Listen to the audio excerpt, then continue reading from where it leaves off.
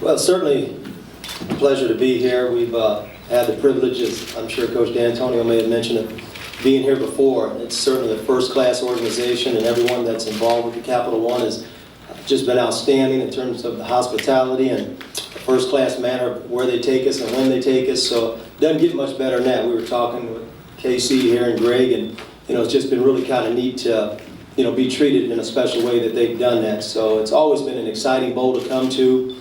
And for those of us that are married, like Pat and myself, having the children and the families down, really make it special all around. The game itself, needless to say, is a tremendous challenge. As you guys know, I'm sure there's a storyline involved when it comes to some of the coaches on the opponent that had been one time connected to Michigan State. So certainly we're familiar with some of the coaches. We have a lot of respect, certainly for the ones that we know and we've interacted with on various times.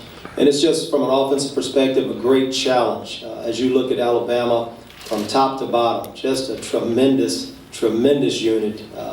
There's no weaknesses as you look at them. They're as good up front and the linebacker group in the secondary as any team that we have played this year. So it'll be a tremendous challenge, and our work is certainly cut out for us. Say from a year ago at the end of last season to now, and how much of that is the reason that Michigan State is a Big Ten co-champs, and then Kirk, for you also, what you think you've improved the most? Well, certainly from a coaching perspective with Kirk, like many great quarterbacks, you just see the growth from just the expansion of the understanding of the entire offense, how it works from the inside out. This is a gentleman that he's kind of what you're looking for, needless to say, when it comes to quarterback. He's a student of the game, probably watches as much tape, if not more, than his coaches.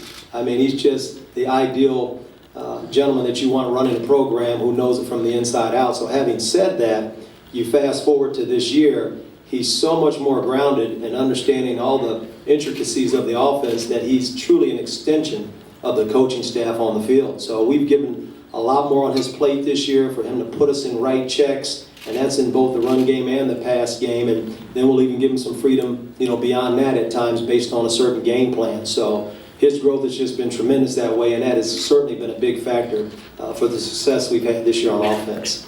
In general, certainly one of the things that had already been developed before Coach was facing his adversity from a health standpoint was the fact that our program had come to a point where we have been here 4 years together now, and I've often said this before, that these gentlemen now sitting to our right and left at the end of the table, 4 years ago they were sitting in the back of the room, wide-eyed freshmen, and do I go left, do I go right?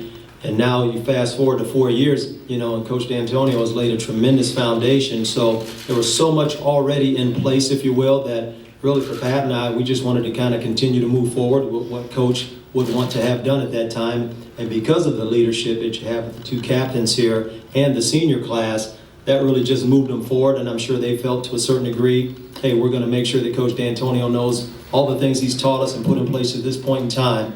Let's show him that it really is within us, and let's move forward. And they did that very well.